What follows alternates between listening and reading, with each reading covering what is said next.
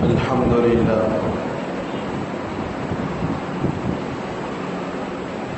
لله وكفى وسلام على عباده الذين اصطفى وعلى آله وأصحابه المجتبى أما بعد فأعوذ بالله من الشيطان الرجيم بسم الله الرحمن الرحيم يا أيها الذين آمنوا إذا تداينتم بدين إلى أجل مسمى فاكتبوه وقال تعالى وليملل الذي عليه الحق وليتق الله ربه ولا يبخس منه شيئا وقال رسول الله صلى الله عليه وسلم مطل الغني ظلم أو كما قال صلى الله عليه وسلم.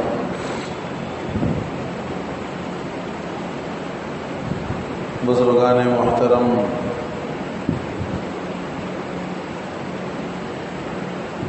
قابل احترام عزیز بزرگوں، نوجوان بھائیوں،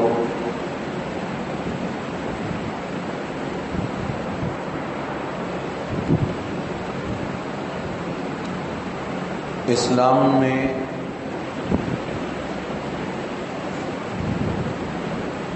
جن چیزوں کو بہت زیادہ اہمیت دی گئی ہے ان میں سے ایک آپس کے معاملات ہیں. ایک دوسرے کے ساتھ جو ہم معاملہ داری کرتے ہیں، شریعت مطہرہ نے اس کو بڑی اہمیت دی ہے، اور یہ بات بار بار ہم نے سنی ہے کہ اسلام کے 5 شعبے ہیں. عقائد ایک مستقل شعبہ ہے، عبادات، معاملات، معاشرت اور اخلاقیات. ان 5 شعبوں کے مجموعے کا نام دین اسلام ہے.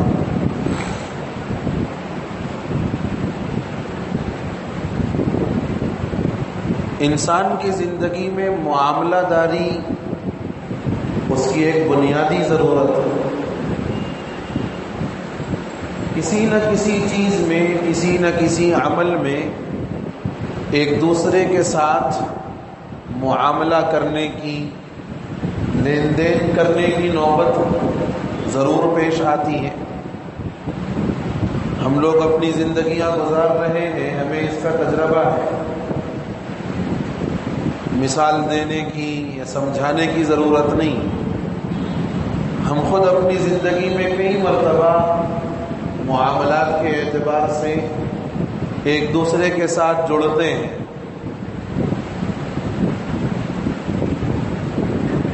اور انسان کا معاملات میں صاف ستھرا ہونا،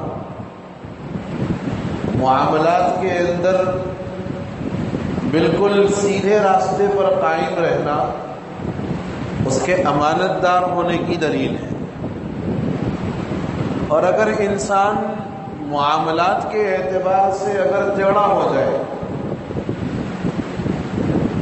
اس کے معاملات صاف نہ ہو، تو پھر اس کے کردار پر بھی انگلی اٹھتی ہے، اس کی نیت پر بھی حرف آتا ہے، اور نیک نامی کے اعتبار سے وہ انسان کوسوں دور چلا جاتا ہے. اس کا جب کبھی تذکرہ ہوتا ہے تو اچھائی کے ساتھ نہیں کیا جاتا، برائی کے ساتھ تذکرہ کیا جاتا ہے. اور بنیاد اور وجہ یہ ہے کہ یہ انسان معاملات کے اعتبار سے درست نہیں. معاملات میں سب سے بڑا معاملہ حقوق العباد کا ہے، بندوں کے حقوق کا ہے. اور بندوں میں جو آپس کے معاملات ہیں، ان معاملات میں ایک اہم ترین معاملہ آپس میں قرض کا لینا اور دینا ہے. آپس میں قرض کا لینا اور دینا ہے.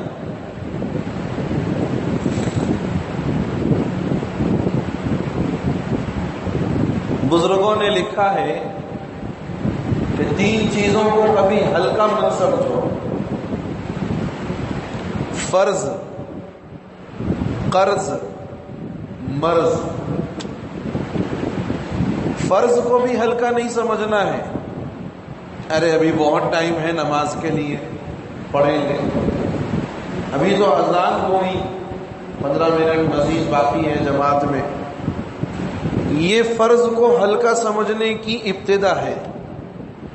اور انسان اس کے اندر جب مبتلا ہوتا ہے تو پھر ایک وقت یوں بھی آتا ہے کہ فرض کو ہلکا سمجھتے سمجھتے جان بوجھ کر چھوڑ بھی دیتا ہے.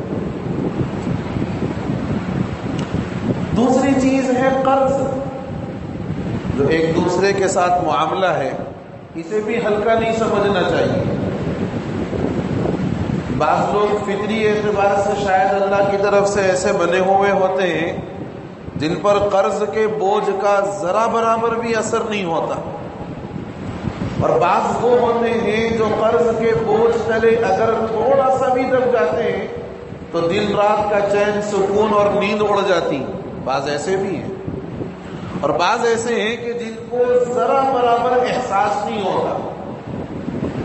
فرمایا اس قرض کو بھی ہلکا مت سمجھو. اور تیسری چیز جس کے بارے میں فرمایا کہ مرض، بیماری. آدمی عام طور پر جب پہلی مرتبہ کسی بیماری میں مبتلا ہوتا ہے یہ سوچتا ہے کہ بھائی ہو گیا ہوگا کسی وجہ سے، چلو چھوڑو.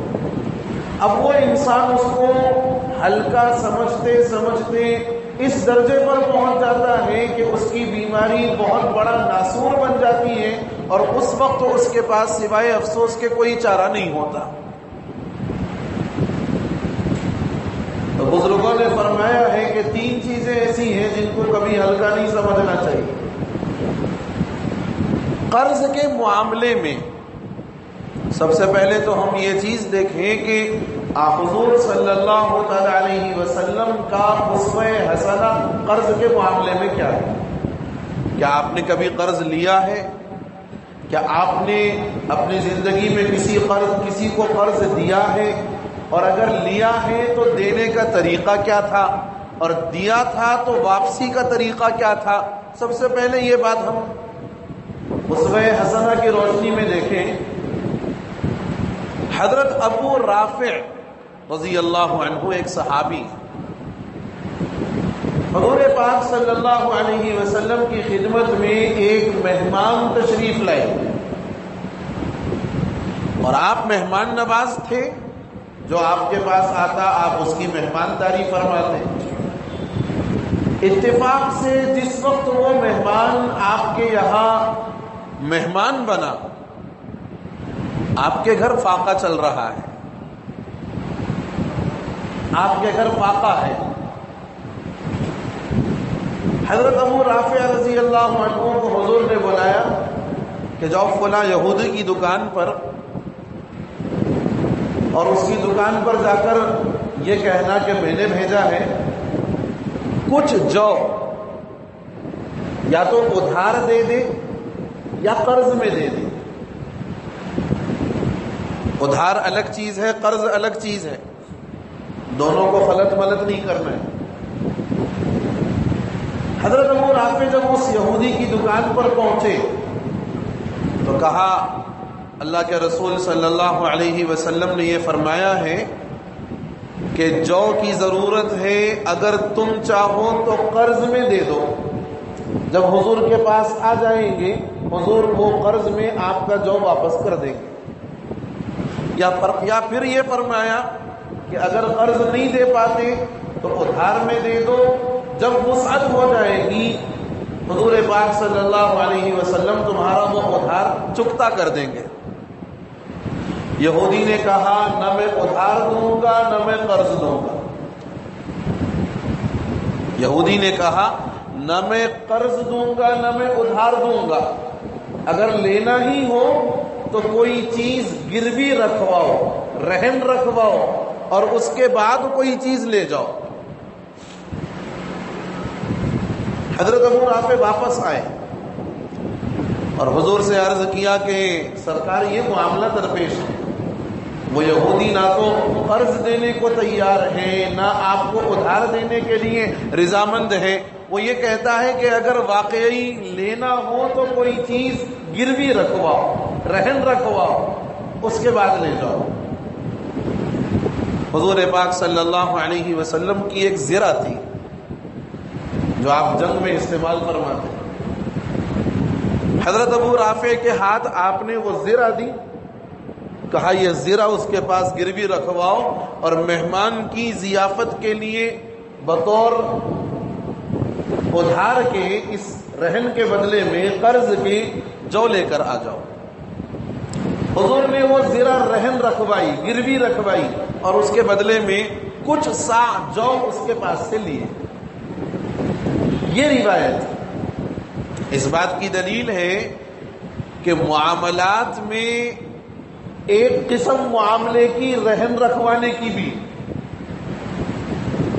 معاملات میں ایک قسم رہن رکھوانے کی بھی ہے، مگر تھوڑا ذہنوں کو کھول کر اس بات کو سننے اور سمجھنے اور اس سے کئی گنا زیادہ عمل کی ضرورت ہے کہ رہن رکھوانے کے بعد راہن کو،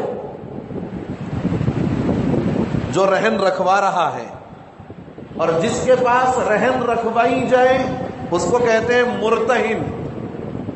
جیسے میں آپ کے پاس کوئی چیز رہن رکھوا رہا ہوں، میں راہن رہوں گا، یعنی میں رہن رکھوانے والا، اور میں نے جس کے پاس رہن رکھوایا ہے وہ ہے مرتہن، وہ آدمی جو کسی کا رہن اپنے پاس رکھتا ہے۔ الفاظ سمجھ میں آئے نا؟ اس کے معنی راہن کا مطلب ہے رہن رکھنے والا، اور مرتہن کا مطلب ہے جس کے پاس رہن رکھوایا جائے، وہ دوسروں کی چیز اپنے پاس گروی رکھتا ہے، اس کو مرتہن کہتے ہیں۔ قرآن و حدیث کے پورے ذخیرے میں، پورا ذخیرہ، جتنی احادیث کی کتابیں ہمیں دستیاب ہو سکتی ہیں، ان ساری کتابوں میں اور قرآن کے پورے 30 پاروں میں اور اس کی جملہ آیات میں کہیں ایک جگہ اور پورے احادیث کے ذخیرے میں کسی ایک حدیث میں یہ حکم یا یہ اجازت ہرگز ہرگز ہرگز نہیں ہے کہ جو آدمی کسی کی چیز اپنے پاس رہن رکھتا ہے، اس آدمی کو اپنا قرض واپس ملنے تک اس رہن رکھوائی ہوئی چیز کا استعمال کرنے کی شریعت نے اجازت دی ہو۔ پورے قرآن و سنت میں کہیں نہیں ملتا، پورے قرآن و سنت میں یہ اجازت کہیں پر نہیں ہے، کہیں پر نہیں۔ اور میں آپ کو اپنا ذاتی معاملہ سب سناتا ہوں، میں اپنا ذاتی معاملہ آپ کو سناتا ہوں۔ ہمارا جو آبائی مکان تھا امبر پیٹ میں، آبائی مکان مشترک تھا، والد بھی تھے، تایا بھی تھے، 2 چچا تھے، ایک پھوپھی تھی اور دادی محترمہ بھی اس وقت بقید حیات تھی، اور مکان دادا کا بنایا ہوا ہے۔ ان ساروں کے اس کے اندر حصے ہیں۔ 2006 کے اندر جس زمانے میں اس مکان کی خرید و فروخت کا معاملہ ہوا، 4.5 لاکھ روپے میں مکان بکا۔ اب آپ اندازہ یہ لگائیں کہ 4.5 لاکھ میں تقریباً 6 افراد کے اندر یہ 4.5 لاکھ تقسیم ہونے ہیں، اور اس میں کچھ حصہ وہ بھی ہے جو لائٹ کی بل میں دینا ہے پہلے سے۔ لے دے کر بھائیوں کے 70 ہزار بنے اور بہن کے 35 ہزار بنے، اور ماں باقی رقم والدہ کے حصے میں گئی، یعنی دادی کے حصے میں 70 ہزار روپے اس زمانے میں، 2006 کی بات کر رہا ہوں۔ جس زمانے میں ہمارا وہ مکان بکا تو محلے ہی کے ایک صاحب والد صاحب کے ملاقاتیوں میں ان کو معلوم ہوا کہ فلاں نے مکان بیچ دیا ہے اور ان کو بھی اب مکان کی ضرورت ہے کیونکہ مکان خالی کرنا ہی ہے، مالک کے حوالے کرنا ہے۔ تو وہ دوڑتے ہوئے والد صاحب کے پاس آئے، کہا بھائی میرا جو مکان ہے میں اس کو رہن پر آپ کو دینا چاہتا ہوں، آپ 50,000 روپے مجھے دے دیجئے، 50,000 میں آپ میرا مکان رہن رکھ لیجئے۔ اب آدمی تو یہی چاہے گا نا بھائی فطری طور پر کہ بھائی میرا پیسہ بھی بچا رہے گا اور اتنے سالوں تک یا اتنے دنوں تک میرے گھر کے استعمال کی ضرورت بھی پوری ہو جائے گی۔ آدمی تو کوشش کرے گا، فطری طور پر انسان چاہتا ہے ان چیزوں کو۔ تو میں طالب علم تھا، میں پڑھ رہا تھا مدرسے میں، طالب علم تو اب بھی ہوں، فرق صرف اتنا ہے اس زمانے میں پڑھتا تھا، اس زمانے میں تھوڑا اور غور سے پڑھتا ہوں، اتنا ہی فرق ہے، طالب علم تو اب بھی ہوں۔ والد صاحب نے مجھ سے کہا میاں ایسا ایسا مسئلہ درپیش ہے، ذرا اس مسئلے کی تحقیق کرو کہ کیا 50,000 روپئے ہم ان کو بطور قرض دے کر سال 2 سال کے لیے مکان رہن پر لے سکتے ہیں؟ اور رہن پر لینے کا مطلب یہ ہے کہ استعمال کرنا، رہن پر لینے کا مطلب یہ ہے استعمال کرنا۔ آپ یقین جانیے میں بنفس نفیس شہر کے 4-5 بڑے اداروں کو استفتاء لے کر پہنچا، دارالعلوم رحمانیہ جس مدرسے کا میں خود طالب علم تھا، دارالعلوم حیدرآباد، جامعہ نظامیہ، دارالعلوم سبیل السلام، یہ 4 بڑے ادارے جو اس وقت بھی شہر کے اندر ان کی ایک ویلیبلٹی ہے، ان کا ایک مقام و مرتبہ ہے، ان 4 مدارس میں بنفس نفیس ایک مدرسے کے مفتی کے نام پر الگ الگ استفتاء تیار کر کے لفافے میں ڈال کر ہر مدرسے میں پہنچا، اور اس میں وہ ساری شکلیں لکھی جو شکلیں اس زمانے میں رائج ہیں۔ کیا رائج ہیں؟ کہ اگر میں آپ کو قرض دوں اور آپ اس قرض کے بدلے میں کوئی چیز رہن رکھوا رہے ہیں تو آپ کی اجازت ہے کہ آپ اس کو استعمال کرو، آپ اجازت دے کے ہی میرے سے قرض لے رہے ہیں، اجازت ہے آپ کو۔ دینے والا رہن پر یہ کہہ کر دے رہا ہے کہ آپ کو اجازت ہے، استعمال کرو آپ۔ میں نے اس مسئلے کو بھی لکھا، میں نے یہ مسئلہ بھی لکھا کہ اگر مکان دینے والے کو اگر ہم کچھ ہلکا پھلکا کرایہ دے دیں، مثلا 1000 روپئے دے دیں، اس زمانے میں ایک مکان کوئی آپ کے پاس رہن رکھوائے تو اس مکان کی مارکیٹ ویلیو کے حساب سے اس کا کرایہ 6000 روپے فرض کیجئے، اور آپ یوں چاہیں کہ بھائی 1000 روپے میں آپ کو کرایہ کے عنوان پر دے دوں، یہ شکل بھی میں نے لکھی۔ اور اس کے علاوہ ایک اور بات یہ لکھی کہ آپس میں کوئی معاملہ داری یہ خود کر لیں، راہن اور مرتہن، رہن رکھوانے والا اور جس کے پاس رہن رکھوایا جا رہا ہے، یہ آپس میں مل بیٹھ کر کوئی شکل نکال دیں، کہیں کہ میں آپ کو اتنے دنوں تک تبرعاً ایسی اجازت دے رہا ہوں، خوشی کے ساتھ، دل کی خوشی کے ساتھ، کوئی میرا آپ سے مطالبہ نہیں ہے، میں خوشی سے دے رہا ہوں۔ یہ مسئلہ بھی میں نے لکھا۔ یہ 3 الگ الگ جزئیات لکھ کر وہ استفتاء شہر کے 4 بڑے مدارس کے پاس میں لے گیا، اور کسی دارالافتاء سے، نہ رحمانیہ سے، نہ دارالعلوم حیدرآباد سے، نہ سبیل السلام سے، اور نہ ہی شہر کا جانا مانا قدیم ترین ادارہ جامعہ نظامیہ سے کسی مفتی نے یہ فتویٰ نہیں دیا کہ صاحب آپ کے لیے رہن کے اس مکان کو استعمال کی اجازت ہے، کسی نے نہیں دیا۔ ساروں نے یہی لکھا کہ جو شکل آپ نے لکھی ہے، فتوے کی ایک زبان ہوتی ہے، اس میں لکھا جاتا ہے صورت مسئول عنہا میں راہن کو مرتہن کی گروی رکھی ہوئی چیز کا استعمال شرعاً اس کی کوئی گنجائش نہیں ہے، اگر وہ استعمال کرتا ہے تو یہ اپنے قرض کے تحت سود اٹھانے والا ہے، یہ لکھا۔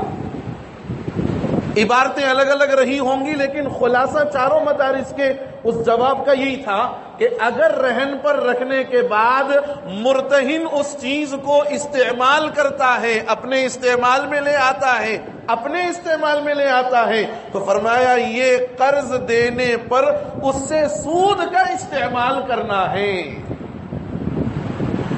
اب تو بڑی زبردست مارکیٹ بن گئی۔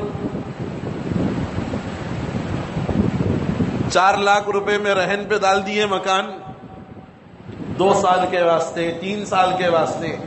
اب رہن پر لینے والا یہ بولتا کہ بھائی انویسٹمنٹ ہے میرا، 4 لاکھ روپے اس نے قرض دیے اور اس مکان میں کم از کم 2-3 افراد کو بطور کرایہ دار اتارتا ہے اور ماہانہ 10,000 15,000 20,000 مارکیٹ اور ایریا کے حساب سے وصول کرتا ہے اور خود کھاتا ہے، حرام کھاتا ہے۔ قرآن کہتا ہے اکالون للسحت، سود کو کھانے والے۔ کل قیامت کے میدان میں یہ حضور پاک صلی اللہ علیہ وسلم نے جو معراج میں دیکھا، ایک دریا رہے گا، اس دریا میں ان سارے سود خوروں کو اتارا جائے گا اور وہ سود خور اس دریا میں پڑے ہوئے بڑے بڑے پتھر نکال کر کھاتے رہیں گے اور ان کے پیٹ کے اندرونی حصے کے وہ پتھر باہر سے نظر بھی آئیں گے۔ فرمایا یہ آپ کی امت کے وہ لوگ ہیں جو لوگوں سے سود کھایا کرتے تھے۔ رہن کا مسئلہ ثابت ہے، اللہ کے نبی علیہ السلام نے رہن رکھوایا ضرور ہے، لیکن اس کی اجازت قطعاً کہیں نہیں ہے کہ راہن کا رہن رکھوایا ہوا مال مرتہن استعمال کر سکتا ہو، کہیں اجازت نہیں۔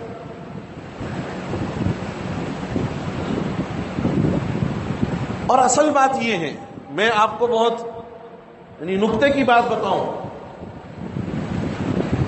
اس وقت میں مال اور دنیا کی جو محبت ہمارے دلوں میں رچ بس گئی ہے، مال کی بے پناہ محبت ہے دل میں، دنیا کمانے کی بے پناہ چاہ ہے، لالچ ہے، طمع ہے، حرص ہے۔ اس لالچ، طمع، حرص اور دنیا کمانے کا جو جنون ہے، مال کی جو محبت ہے، ان ساری چیزوں نے ترحم کے جو جذبات ایک انسان کے اندر ہو سکتے ہیں، رحم کیے جانے کے جو جذبات ایک انسان کے دل کے اندرون میں ہوتے ہیں، ان سارے جذبات کو تہس نہس کر کے رکھ دیا ہے۔ رحم کا کوئی جذبہ ہی نہیں، کسی کی مدد کرنے کا کوئی جذبہ نہیں دل کے اندر۔ میں آپ کو بتاؤں، آج کل مارکیٹ میں یہ چیز بھی بہت زوروں سے چل رہی ہے۔ 10,000 روپے آپ سے اگر کوئی قرض لے، کہے کہ صاحب 10,000 روپے مجھے قرض چاہیے، 3 مہینے میں 2 مہینے میں آپ کو واپس کر دوں گا۔ قرض دینے والا قرض دے رہا ہے، 10,000 روپے اس نے اس کو دے دیے اور واپسی کی تاریخ بھی طے ہو گئی کہ 3 مہینے کے بعد یا 2 مہینے کے بعد۔ اب یہ جس کو قرض دیا ہے، جس نے 10,000 روپے لیے، وہ 10,000 سے کوئی کاروبار کر رہا، اور یہ قرض دینے والا یہ بھی کہتا ہے کہ بھائی دیکھ 2-3 مہینے کے بعد جو قرض دینا ہے وہ تو 10,000 پورا دینا ہے، لیکن یہ جو آپ 10,000 لے کے مجھ سے کاروبار کر رہی، اس کا نفع اور اس کا پروفٹ میرے کو ہفتے میں 500 روپے دینا۔ یہ بھی مارکیٹ ہے، قرض دیا اور ہفتے میں اس سے 500 روپے وصول کر رہا ہے اور یہ کہہ کر وصول کر رہا ہے کہ آپ میرے 10,000 سے جو کاروبار کر رہے ہو، اس کاروبار کے پروفٹ میں میں شریک ہوں۔ یہ کوئی پروفٹ میں شرکت نہیں ہے، یہ اپنے قرض پر دیے ہوئے قرض کا سود اور اس کا ربا کھانا ہے، حرام ہے۔ پروفٹ میں کب شریک ہوتے ہیں؟ پروفٹ میں شریک ہونے کا طریقہ کار یہ ہے، 10,000 روپے آپ اس سے کہیں کہ بھائی یہ 10,000 روپے آپ لیجئے اور آپ اس کے ذریعے سے کاروبار کریے، میں اس کاروبار کے نفع میں بھی شریک ہوں، نقصان میں بھی شریک ہوں، پیسہ میرا، محنت تمہاری، جو نفع آئے گا ہم آپس میں پرسنٹیج کے حساب سے تقسیم کر لیں گے۔ مثلا تم زیادہ محنت کر رہے ہو، ایک کام کرو، تم 70% تم رکھ لینا، 30% مجھے دے دینا، اجازت ہے، شرعاً درست ہے۔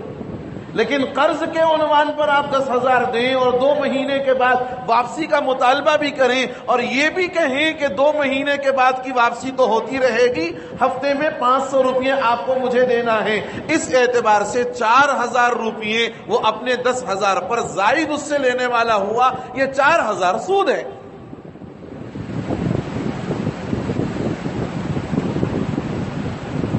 تو حضور کے اس عمل سے اتنی بات ثابت ہوئی کہ رہن کا معاملہ درست ہے، لیکن رہن میں رکھی ہوئی چیز کا استعمال قطعاً درست ہے۔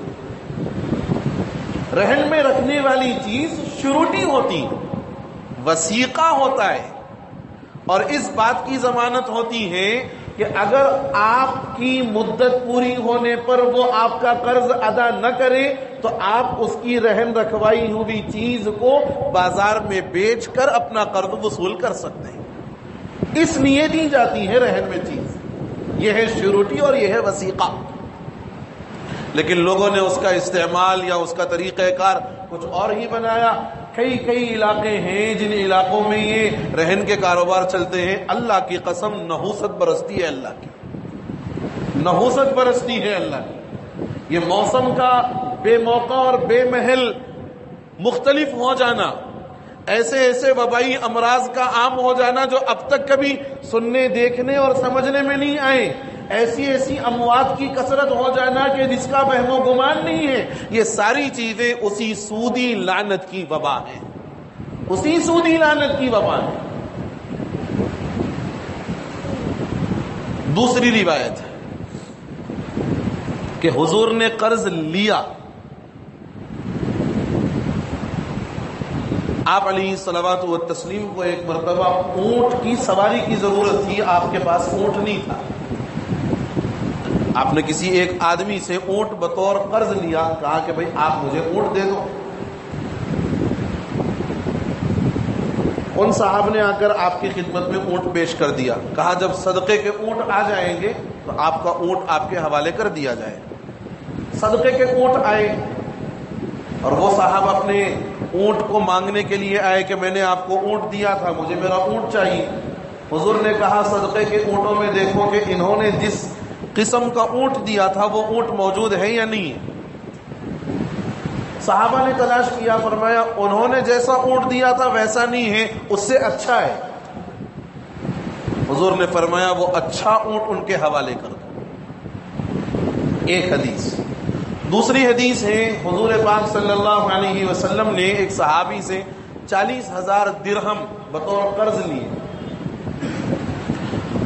اور جب صدقے کا مال، غنیمت کا مال جب آیا، غنیمت کا مال، صدقے کا مال نہیں، غنیمت کا مال جب آیا تو حضور پاک صلی اللہ علیہ وسلم نے اس غنیمت کے مال میں سے 40,000 درہم تو ان کے قرض کے دیے اور 40,000 درہم مزید عطا فرمائے۔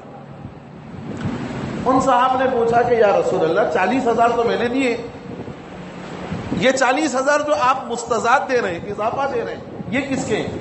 حضور نے فرمایا یہ 40,000 تمہارے اپنے ہیں، یہ 40 ہماری طرف سے تمہیں تحفہ ہے۔ یہاں ایک مسئلہ لکھا علماء نے کہ قرض کی واپسی پر پہلے سے کوئی شرط نہیں ہے، پہلے سے کوئی شرط نہیں ہے، کوئی معاملہ نہیں ہوا، 10,000 لیا تھا 10,000 ہی دینا ہے، لیکن دینے والے نے اگر اضافہ کر کے دیا اور پہلے سے کوئی شرط نہیں ہے تو وہ اضافہ جائز ہے، وہ اضافہ جائز ہے، بشرطے کہ پہلے سے کوئی معاملہ طے نہ ہو، بشرطے کہ پہلے سے کوئی شرط نہ لگائی گئی ہو 10,000 دوں گا 14 واپس کرنا پڑیں گے تو یہ 4,000 تو سود ہو جائیں گے۔ لیکن یہی معاملہ کیا 10,000 دے رہا ہوں 10,000 ہی واپس دینا ہے، اور دینے والے نے دیتے وقت 10,000 پر کچھ اضافہ کر کے دیا، یہ اضافہ اس کے لیے جائز ہے اور اس کا لینا بھی درست ہے۔ ان دو روایات سے حضور کا قرض لینا اور حضور کا قرض واپس کرنا دونوں باتوں کا علم ہوتا ہے کہ حضور نے قرض لیا بھی ہے اور حضور نے قرض واپس بھی کیا، اور جب بھی واپس کیا لیے ہوئے سے کچھ اضافہ کر کے واپس کیا تاکہ دینے والے کی دلجوئی ہو جائے۔ دینے والے کی دلجوئی ہو جائے۔ اچھا، یہ تو قرض کے لینے اور دینے رہن کے معاملات میں حضور کا اسوہ حسنہ ہے، لیکن قرض لینا کیسا ہے؟ قرض لینا کیسا ہے؟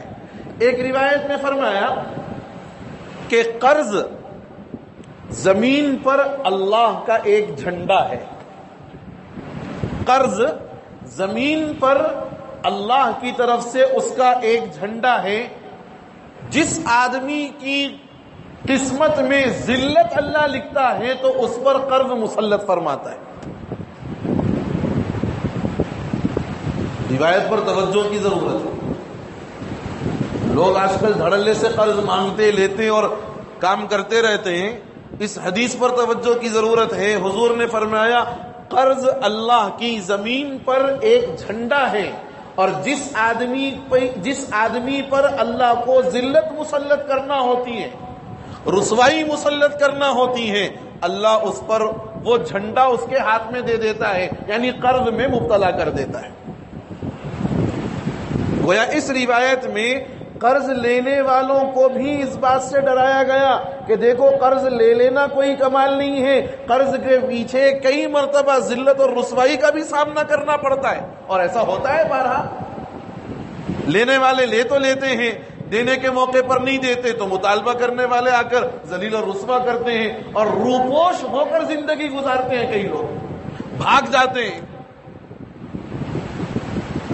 فائنانس کرنے والے، چٹی چلانے والے۔ کئی نہیں ایسی مرتبہ ہوا کہ راتوں رات خاندان قبیلے سمیت فرار، لاکھوں لوگوں کے ڈبا کر چلے گئے۔ یہ اس حدیث کی صاف صاف گویا صداقت ہے کہ قرض در حقیقت اللہ کی طرف سے ذلت اور رسوائی کا جھنڈا ہے۔ جس آدمی پر اللہ کو مسلط کرنا ہوتا ہے قرضے دار بنا دیتے ہیں۔ اس لیے قرض لینے میں بھی احتیاط کی ضرورت ہے۔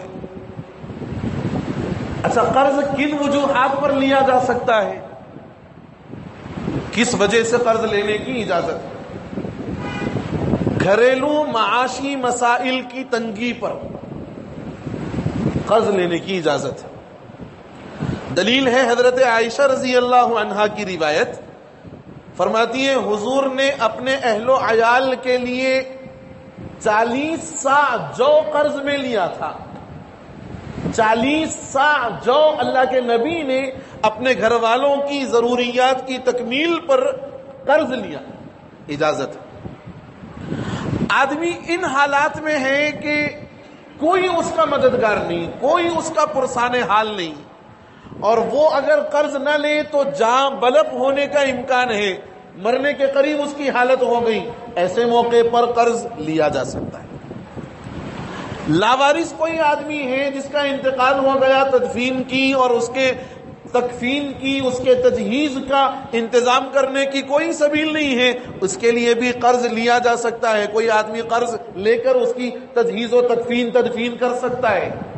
کسی بیمار کے علاج میں، ایسا بیمار ہے کہ اس کے پاس علاج کی کوئی سبیل نہیں ہے، واقعتاً بیمار ہے، کوئی دوسرا آدمی اس کے علاج کے عنوان پر قرض لینا چاہے، اجازت ہے، لے سکتا ہے۔ لیکن یہاں یہ بات بھی ذہن میں رہے، بڑی پیاری حدیث اللہ کے نبی علیہ السلام نے ارشاد فرمائی، جو بندہ قرض لے اور اس نیت کے ساتھ قرض لے کہ میں یہ قرض ادا کروں گا، قرض لے اور اس نیت کے ساتھ قرض لے کہ میں یہ قرض ادا کروں گا، فرمایا اللہ کی مدد شامل حال ہوتی ہے اس کے قرض کی ادائیگی کے سلسلے میں۔ اللہ کی مدد شامل حال ہوتی ہے اس کے قرض کی ادائیگی کے سلسلے میں۔ اور فرمایا کہ اگر کوئی بندہ قرض لے اور اس بنیاد پر اور اس طریقے پر قرض لے کہ پہلے ہی سے نیت یہ ہے کہ ہضم کر دینا ہے، چٹ کرنا ہے، بولنا قرضہ ہے، اس کے بعد میں قرضہ حسنہ کیا بولے تو ہنس دینا،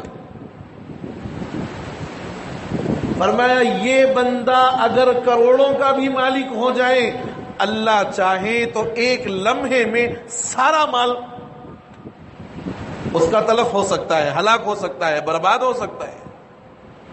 چنانچہ ایک روایت میں اللہ کے نبی علیہ السلام یہ فرماتے ہیں کہ ایک آدمی مالدار ہے، اس نے کسی زمانے میں کسی سے قرض لیا، اور اب اس کی یہ حیثیت ہے کہ وہ قرض ادا کرنے کے قابل ہے، صاحب وسعت ہے، قرض ادا کرنے کے قابل ہے، لیکن جب مطالبہ کرنے والا پہنچتا ہے تو کہتا ہے کہ بھائی ابھی وسعت نہیں ہے، جب وسعت ہوگی، جب گنجائش ہوگی تب میں آپ کو قرض ادا کر دوں گا۔ فرمایا یہ آدمی مالدار ہونے کے باوجود، صاحب وسعت اور صاحب حیثیت ہونے کے باوجود قرض دینے سے منع کر رہا ہے، اللہ چاہیں گے تو لمحے بھر میں اس کی وسعت کو تنگی میں اور اس کی مالداری کو غربت میں بدل دیں گے۔ اور ایسا ہوا ہے، اور ایسا ہوا ہے۔ قرض لینے کے بعد ادا کرنے کے سلسلے میں ٹال مٹول کرنے والوں کے ساتھ ایسے حالات پیش آئے ہیں۔ کچھ دیر پہلے تو مالدار تھا اور کچھ دیر بعد اس کی حالت فقیروں اور غریبوں جیسی ہو گئی۔ یہ تو قرض کے سلسلے میں اسلامی ہدایات ہیں کہ لینا کن ضرورتوں کے پیش نظر ہے۔ اللہ کے نبی علیہ السلام نے لیا ہے، اور لیتے وقت کیا نیت ہو تو اللہ کی مدد شامل حال ہوتی ہے۔ نیت ہو کہ ادا کرنا ہے، اللہ ضرور مدد فرماتے ہیں، اور نیت یہ ہو کہ ادا ہی نہیں کرنا ہے، چھوڑ دینا ہے، چٹ کر جانا ہے، فرماتے ہیں اللہ وہ کروڑوں کا بھی مالک ہو جائے گا تو لمحے بھر میں اس کے سارے مال کو ضائع فرماتے ہیں۔ اور قرض کی حقیقت بھی بتائی، یہ اللہ کی طرف سے ذلت اور رسوائی کا جھنڈا ہے۔ جب اللہ کسی بندے کو ذلت میں، رسوائی میں مبتلا کرنا چاہتے ہیں، وہ جھنڈا اس کے ہاتھ میں دے دیتے ہیں، وہ قرض دار ہو جاتا ہے۔ قرض ضرورت ضرور ہے، لیکن اس ضرورت کا استعمال اور اس ضرورت کو آپسی لین دین میں رکھنا انہی حالات میں درست ہو سکتا ہے جبکہ نیتیں خالص ہوں۔ جب نیتوں کے اندر فطور آ جائے، معاملات بگڑتے ہیں، معاملات جب بگڑتے ہیں تعلقات خراب ہوتے ہیں، اور جب تعلقات خراب ہوتے ہیں بدگمانیاں پیدا ہوتی ہیں، آپس کے رشتے ایک دوسرے کے ساتھ جو کئی زمانے سے چلے آ رہے تھے لمحے بھر میں ختم ہو جاتے ہیں۔ اب قرض کا طریقہ کار کیا ہے، لیں تو کس انداز پر لیں، اور قرض رکھ کر اگر اس دنیا سے رخصت ہو گیا تو بارگاہ خداوندی میں پہنچے گا تو کیا حال سے گزرے گا، قرض سے بچنے کی دعا کیا ہے، قرض دار ہو جائے تو اس قرض کے ادائیگی کے لیے اللہ سے کیا دعا کرنی چاہیے، انشاءاللہ یہ سلسلہ آئندہ چلے گا۔ اللہ سے دعا ہے کہ اللہ تعالیٰ کہنے سننے سے زیادہ اس معاملے کو، خاص طور سے جو ہمارا باہمی معاملہ ہے، اس معاملے کو اسلامی نہج، اسلامی طور طریق کے مطابق ہم سبوں کو کرنے کی توفیق نصیب فرمائے، اور جو احباب اب تک قرض کے بوجھ تلے دبے ہوئے ہیں اللہ ان کے قرضوں کی ادائیگی کے اسباب آسانی کے ساتھ مہیا فرمائے، اور جن کے پیسے قرضوں کے اندر لوگوں کے پاس اٹکے ہوئے ہیں اللہ ان لینے والوں کو یہ توفیق دے کہ جن کے قرض ان کے ذمے ہیں اللہ ان کے دلوں کے اندر وہ بات ڈال دے اور وہ ان کے قرضوں کو ادا کر دے۔ آمین یا رب العالمین۔ وآخر دعوانا ان الحمد للہ رب العالمین۔